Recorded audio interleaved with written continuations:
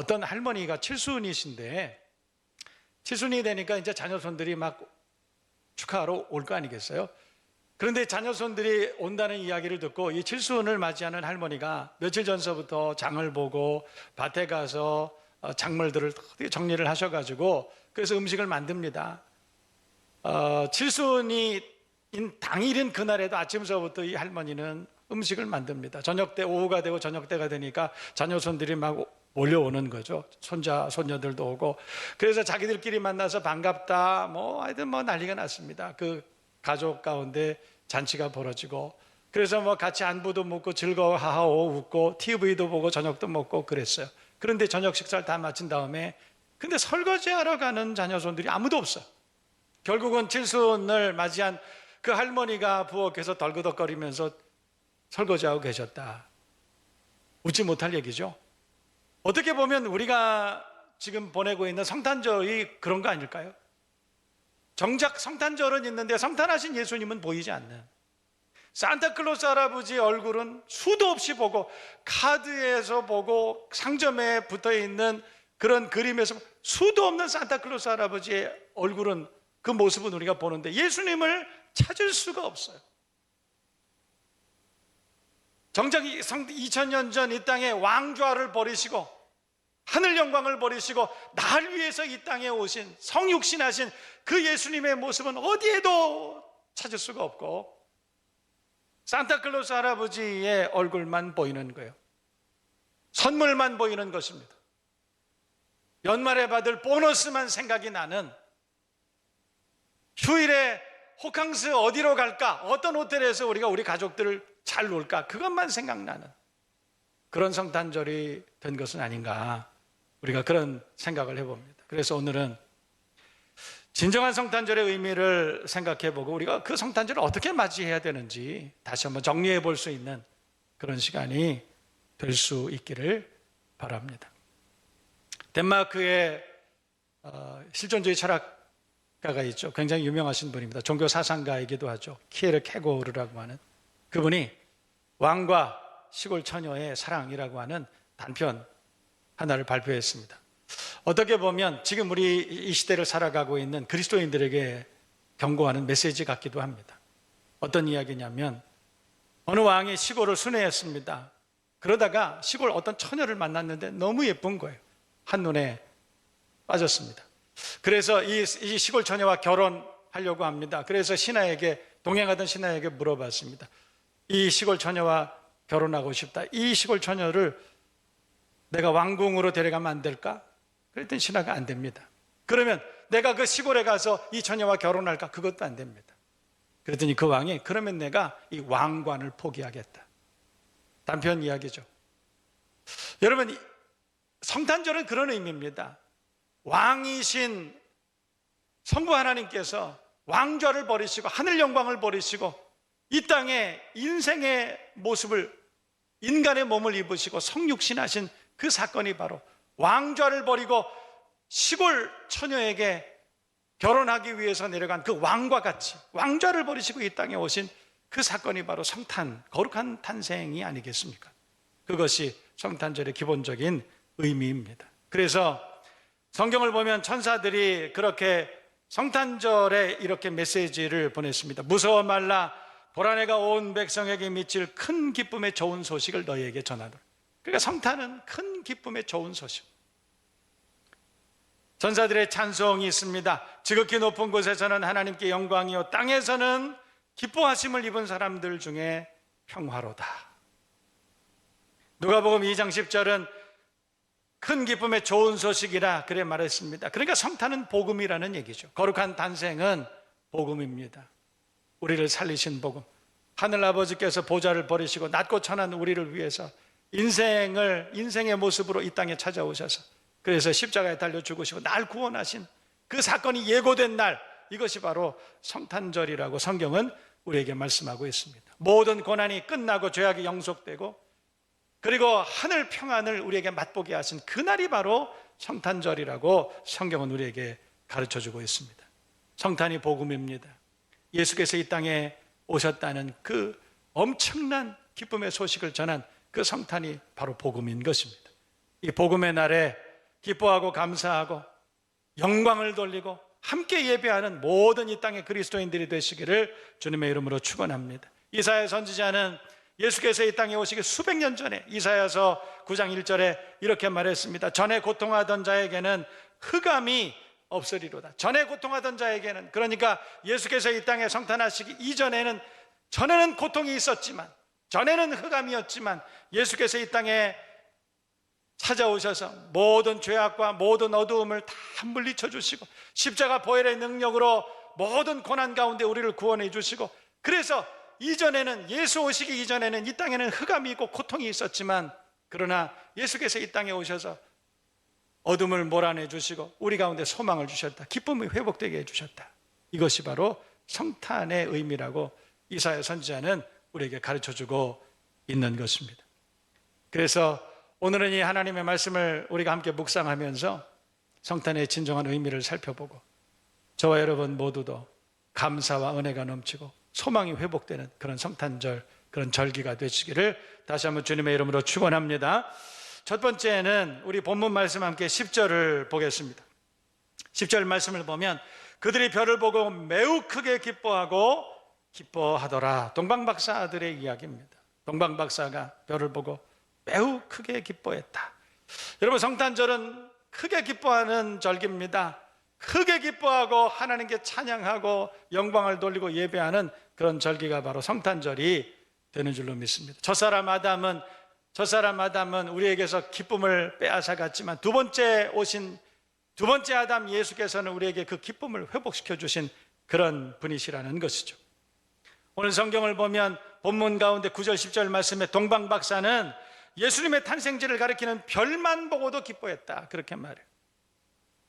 저 메소포타미아 지역, 저 유프라데스강 유역에 그때 당시에 메데 바사라고 하는 페르시아 왕국에 있던 마고스, 이 지혜자 동방박사들은 멀리에서 왕이 탄생하셨다라고 하는 그 별의 모양을 보고도, 그 별만 보고도 그들은 기뻐했다, 크게 기뻐했다. 성경은 그렇게 말씀하고 있다는 거예요.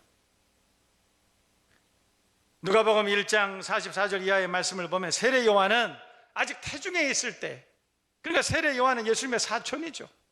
이 세례 요한은 예수님께서 이 땅에 탄생하시기도 전에 세례 요한 자신이 태중에 있을 때에 아기 예수가 자기 뒤를 이어서 이 땅에 오실 것을 보고 나보다 큰 자가 이 땅에 오실 것을 미리 예감하고, 그리고 그것을 태중에서 기뻐했다.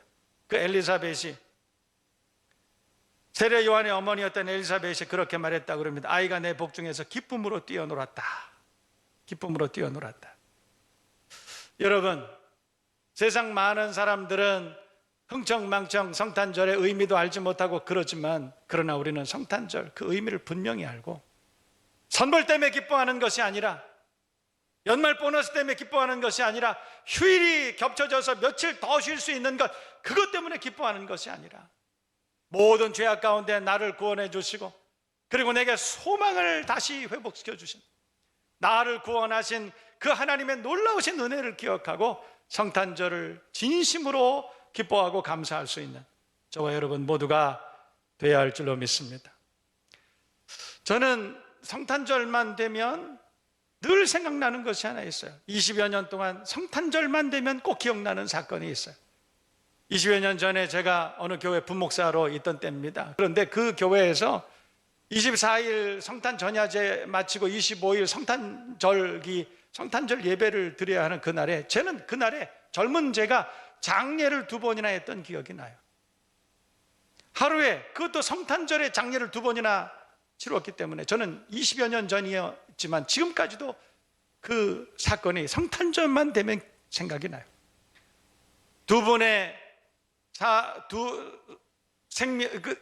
유명을 달리한 두 분은 두 분 다 50대 후반의 건장한 남성들이었습니다. 한 분은 다른 예수를 잘 믿지만 본인은 예수를 믿지 않는 그런 분이었어요. 한 분은 온 가족은 다 예수를 잘 믿는데 자기도 그리스도인이라고 합니다. 교회에서 집사의 직분도 받았지만, 그러나 주일 성수 자체가 불분명한 그런 분이셨습니다. 두 분이 성탄절날 돌아가셨어요. 부고를 그날 받았어요. 한 청년의 아버지는 어떻게 유명을 달리하고 그날 어떻게 해서 돌아가시게 되었느냐? 24일 날 여러분 성탄절 전야 24일이 되면 각 자치회 주일학교 모든 교우들이 함께 모여서 찬양하고 감사하고 아기 예수 오실 것 그것을 기념하기 위해서 온 교회가 모여서 우리 교회도 마찬가지예요. 우리 교회도 24일이 되면 모든 자치회 주일학교가 다 나와서 그래서 2000년 전 이 땅에 오셔서 날 구원하신 그 예수님의 탄생을 기뻐하고 그리고 찬양하고 순서들을 맡아서 서로 율동을 하고 그렇게 우리는 기쁨으로 보냅니다. 그 교회도 마찬가지로 그랬어요. 그렇게 순서를 다 마치고 그리고 그 청년은 새벽송까지 다 마치고 집으로 간 거예요. 그런데 집으로 갔는데 그 아빠가 돌아왔어요. 왔는데 보니까 술이 고주망태기가 돼서 집에 온 거예요. 24일 날 다른 사람들은 다 예배를 드리고 다른 사람들은 다 기뻐하고 찬양하고 교회에서 서로 믿음으로 교제하고 사랑으로 교제하고 그런데 그 아빠는 밤새도록 술을 마시고 돌아온 거예요. 그리고 주무시다가 심장마비로 돌아가셨어요. 그분이 첫 번째 남자예요. 두 번째는 교회 집사님이셨습니다. 근데 그 집사님은 주일 성수 잘 안 해요. 가족들은 예수를 잘 믿었습니다. 그분은 어떻게 돌아가셨느냐면 그분도 마찬가지로 직장 동료들과 함께 24일 날 다 예배를 가족들은 다 예배를 드리고 있고 가족들은 다 교회에서 예수님 탄생을 기념하고 기뻐하고 즐거워하고 노래하고 찬양하고 그러고 있었는데 본인은 직장 동료들과 함께 밤새도록 술을 마신 거예요. 밤새도록 술을 마셨는데 거기까지는 괜찮았는데 그 안주를 뭘 잘못 드셨던 것 같아요. 그분이 평소에 알러지가 좀 있었는데 어떤 안주를 드셨는지 알러지가 생긴 거예요. 그런데 저는 그때 알았습니다. 알러지가 밖에 이렇게 두드러기처럼 나는 것은 약 먹고 크게 어려움 없이 그건 해결할 수 있는데 그런데 그 알러지가 속에서 나는 알러지가 있답니다. 그래서 저는 뭐 의과학적으로 그걸 잘 모르지만 그때 그 이야기를 제가 들었어요. 속에서 두드러기가 나면 그건 참 어려운데 이분은 이 두드러기가 어디에 나면 기도에 두드러기가 발생했다는 거예요. 기도에 두드러기가 발생해가지고 여러분 기도 자체가 그렇게 넓지 않습니다. 그런데 기도에 두드러기가 나서 그래서 호흡을 못하게 된 거예요. 결국은 질식사했습니다. 그래서 저는 25일 기쁨의 성탄절이었음에도 불구하고 제가 장례를 2번을 치렀던 것을 지금도 기억합니다. 여러분 동방 박사는 별만 보고도 기뻐했습니다. 세례 요한은 복중에서도 아기 예수께서 이 땅에 오실 것을 바라보고 기뻐했다. 이 시대를 살아가고 있는 우리는 예수께서 이 땅에 2000년 전에 오셨고 그리고 그분이 다시 재림하셔서 다시 오셔서 우리를 모든 죄악 가운데 구원하시고 죄로부터 영속하시고 날 구원해 주신다고 하는 그 말씀만 들어도 우리가 기뻐하고 즐거워하고 그날을 감사하면서 그렇게 보내야 되지 않겠느냐는 것이에요. 저와 여러분 모두는 성탄절을 진정한 의미를 깨닫고 감사하고 기뻐하면서 온전하게 그렇게 성탄절을 맞이할 수 있는 믿음의 사람들 다 돼야 할 줄로 믿습니다. 두 번째 우리가 생각해 봅니다. 성탄절을 우리가 어떻게 맞이해야 될까? 8절과 11절 말씀 제가 봉독해 드리겠습니다. 8절 말씀 베들레헴으로 보내며 이르되 가서 아기에게 대하여 자세히 알아보고 찾거든 내게 구하여 나도 가서 그에게 경배하게 하라. 이건 헤롯의 말이죠.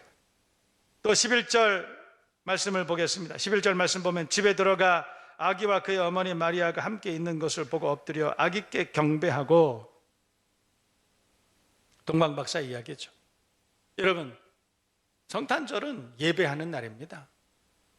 쇼핑하는 날이 아니고 영화 보는 날이 아니고 노는 날이 아니고 성탄절은 예배하는 날인 거예요. 그 아기 예수께서 2000년 전 이 땅에 오셔서 날 구원해 주시고 십자가에 달려 죽으실 것을 예감하면서도 그것을 다 알고 계심에도 불구하고 하늘 아버지께서 아들을 이 땅에 보내주신 날 감사의 날인 것입니다.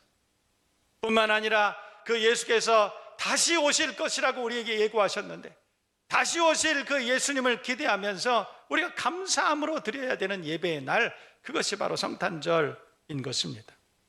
엎드려 경배할 수 있는 저와 여러분 모두가 돼야 할 줄로 믿습니다.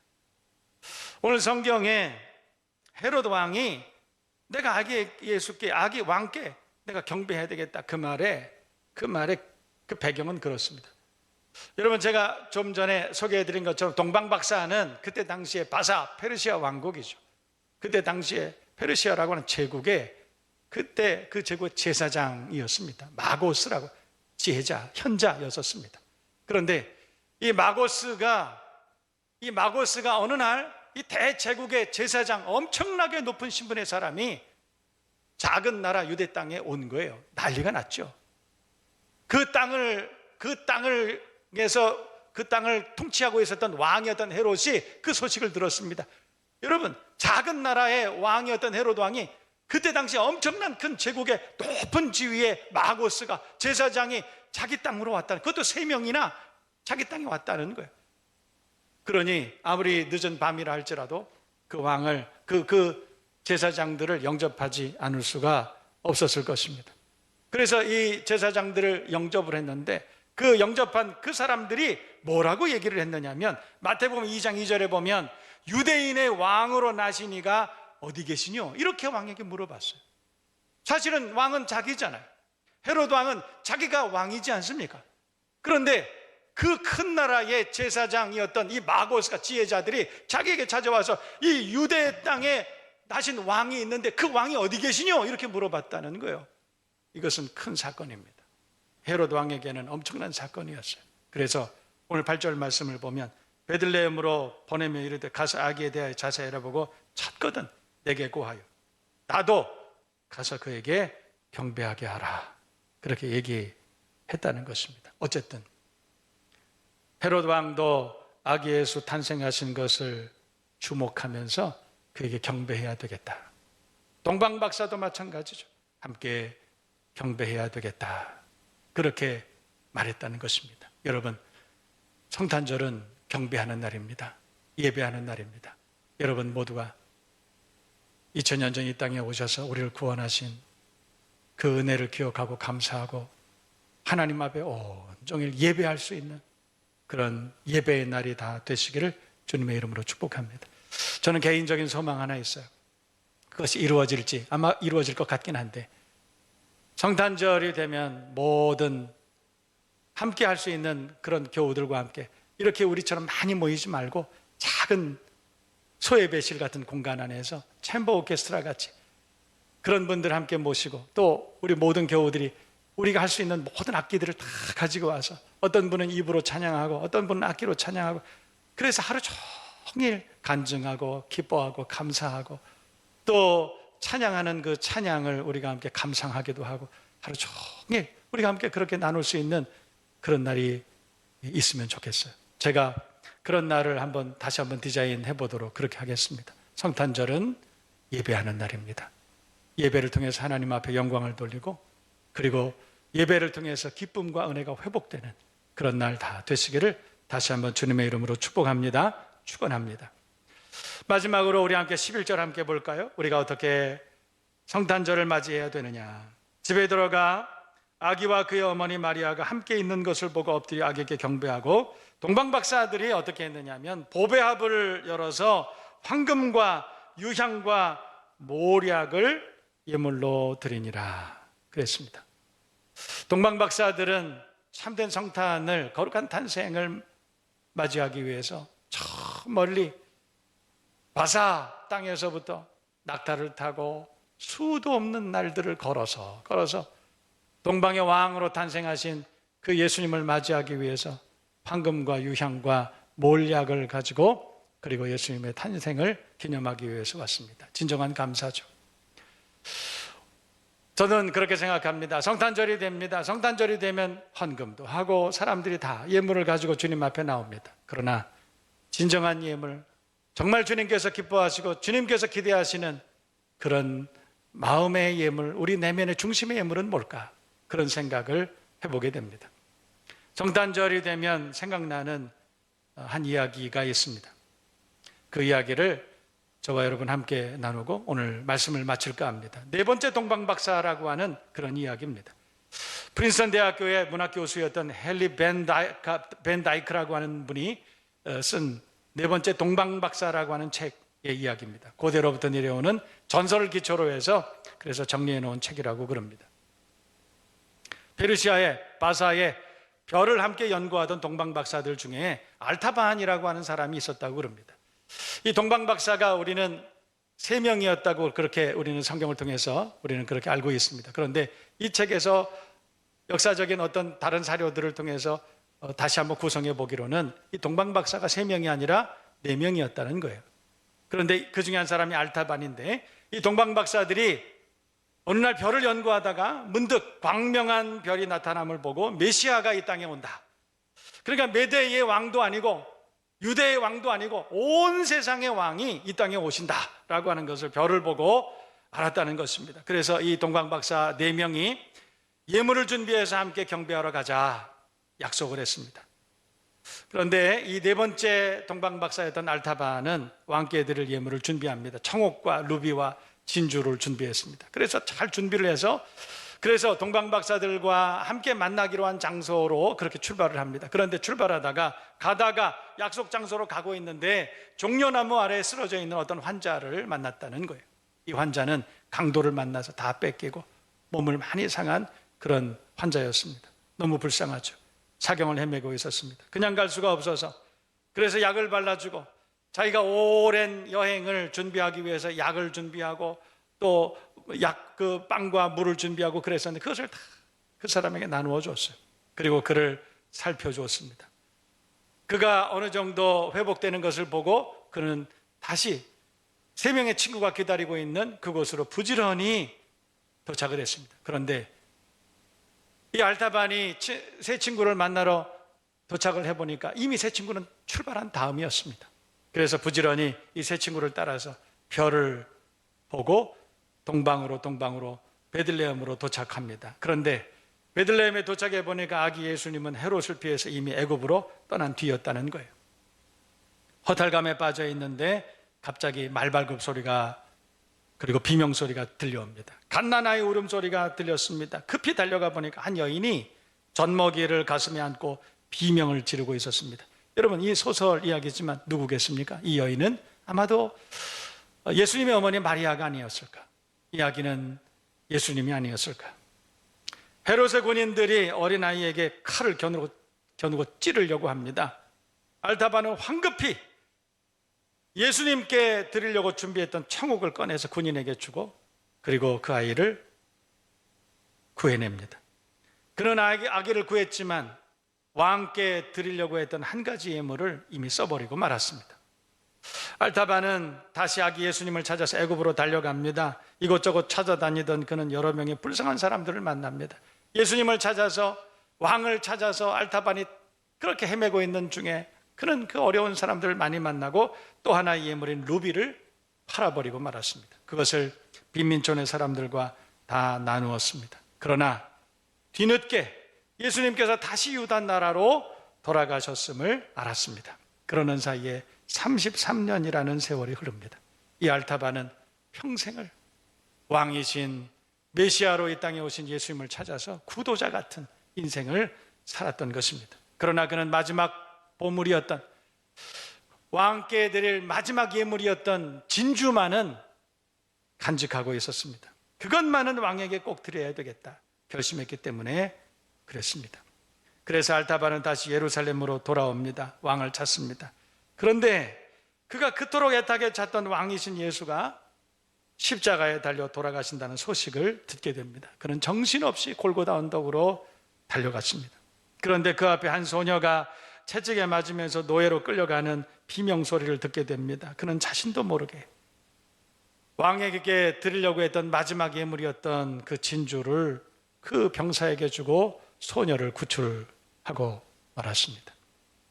왕께 드릴 예물을 다 써버렸습니다. 알타반은 예수님의 처형과 함께 지진이 일어나자 무너져 내린 집더미에 깔려서 알타반은 죽게 됩니다. 모든 것이 수포로 돌아가는구나. 안타까움 속에 죽어가던 알타반에게 어디선가 은은한 목소리가 들려왔습니다. 그 소리를 들은 알타반이 대답했습니다. 주님, 제가 언제 굶주린 당신에게 먹을 것 드렸습니까?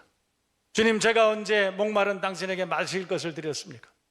제가 언제 벌거벗은 당신에게 입을 것 드렸습니까? 감옥에 갇힌 당신에게 제가 언제 찾아갔습니까? 저는 33년 동안 당신을 찾아다녔습니다. 하지만 당신의 얼굴을 본 적도 없습니다. 섬겨드린 적도 없습니다. 나의 왕이시여. 알타반이 말을 멈추자 하늘에서 다시 소리가 들렸습니다. 내가 진실로 너희에게 이르노니 너희가 여기 내 형제 중에 지극히 작은 자 하나에게 한 것이 곧 내게 한 것이니라. 내 아버지께 복을 받을 자 알타반이여, 나와 창세로부터 너를 위해 예비한 나라를 상속하라.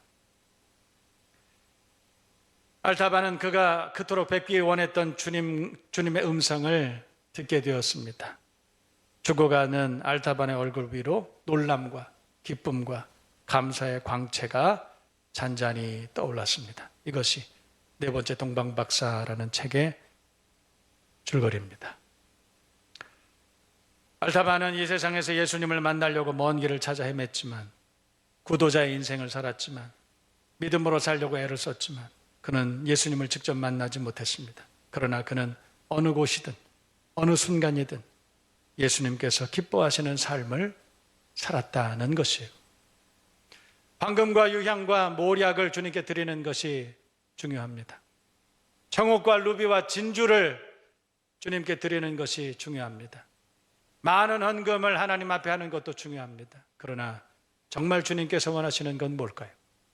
우리가 성탄절을 준비하면서 정말 주님께서 기뻐하시는 예물을 준비해야 되겠는데 우리는 무엇을 주님 앞에 드려야 됩니까? 오늘 이 시간에 함께 묵상해 보시고 다시 한번 믿음으로 결단하고 복 있는 기쁨의 성탄절을, 진짜 성탄절을 준비하고 진정한 감사, 구원의 감격이 넘쳐나는 그런 성탄절 다 되시기를 주님의 이름으로 축복합니다.